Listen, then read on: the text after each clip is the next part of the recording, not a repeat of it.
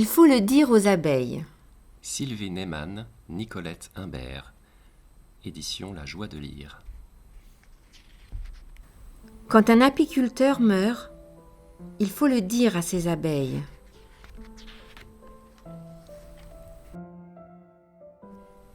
Si on ne leur dit rien, elles ne comprennent pas ce qui se passe, pourquoi il ne vient plus les voir. Elles volent dans tous les sens, elles sont perdues, énervées aussi. Parfois même elles s'en vont, elles partent au loin, tout ensemble. Un matin, la ruche est vide, et on ne sait pas pourquoi.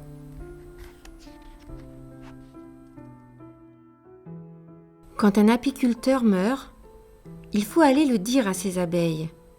Elles ont le droit de le savoir. Inutile de leur raconter qu'il est parti pour un long voyage.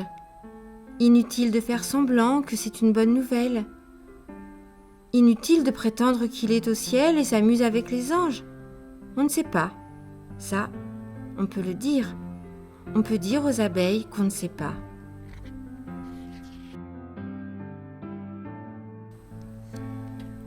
On peut aussi leur dire qu'on est triste, qu'on pense à lui tout le temps et qu'il nous manque.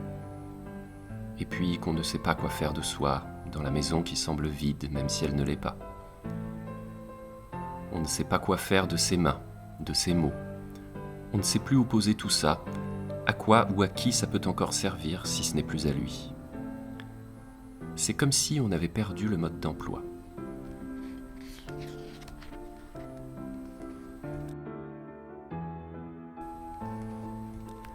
Quand un apiculteur meurt, il faut que ses abeilles le sachent. Il faut aller leur expliquer, même s'il n'y a pas grand-chose à expliquer.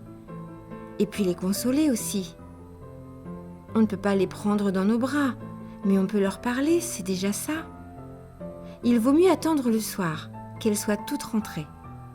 Alors, on leur dira qu'elles sont bien vivantes, elles, et que c'est un plaisir de les entendre, de les voir, de manger leur miel le matin sur une tranche de bon pain. Même si parfois on se force un peu. Toi aussi, tu te forces un peu ?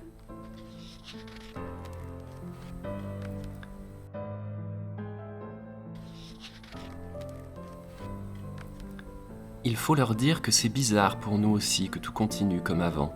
Le soleil, la pluie, le matin puis la nuit. Et le grand lit aussi. Il faut le dire aux abeilles. Elles peuvent comprendre. Il n'y a pas de raison.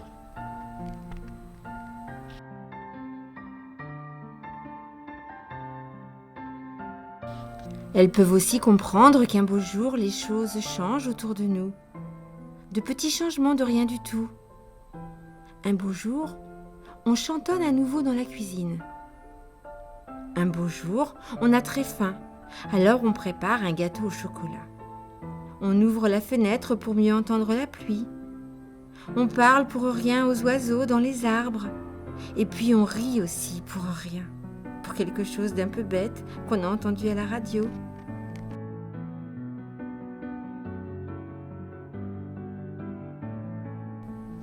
Alors, on met une jolie robe et on sort dans la rue. On va au-devant du jour qui commence. Et ça, on se souvient que ce n'était plus arrivé depuis longtemps.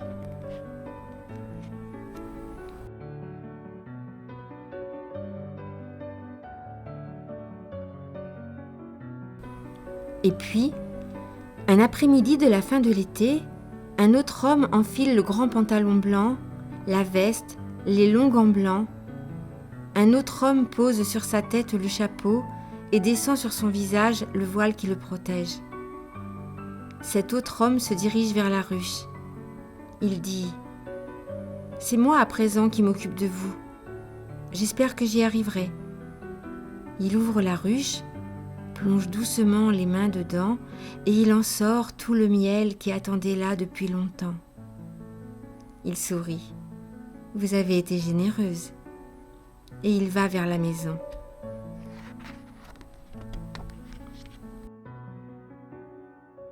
Alors on attendra le soir, que les abeilles soient toutes rentrées, et on ira leur dire qu'on est heureuse à nouveau, Et on ira leur là-bas dire dans la maison, qu'on est heureuse à nouveau, là-bas dans la maison. et qu'on espère qu'elles le sont aussi ici, dans la ruche. Oui, ça aussi, il faut le leur dire. elles peuvent le comprendre. Tu ne crois pas ?